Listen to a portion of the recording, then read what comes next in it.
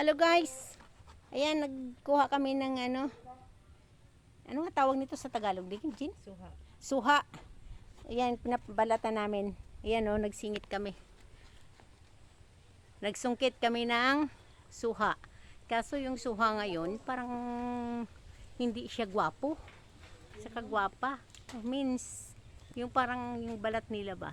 Pero sa loob hindi naman okay naman. Nasa loob. Ayan.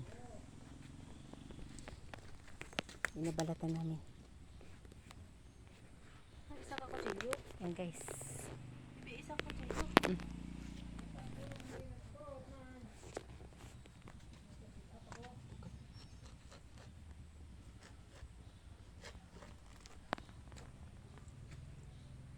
Dito to sa lugar namin kung saan dito ako ipinanganak. Ayan. Dito to sa bahay ng kapatid ko.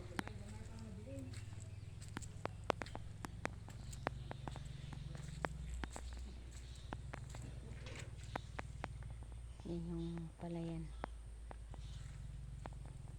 Hindi pa nga hindi pa naararo.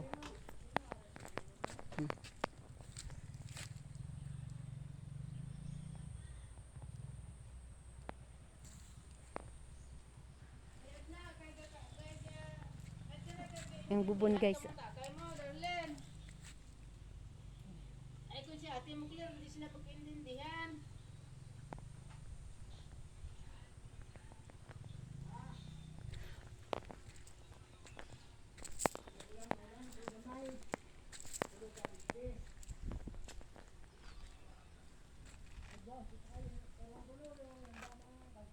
Ganda din, pulahan. Yan, pula siya, pula. Sarap niyan guys. Kahit yan lang ang hapunan mo, paggabi, humarap ka sa TV. Ayan. Kahit hindi ka na magkumain ng hapunan. Yan na lang kainin mo.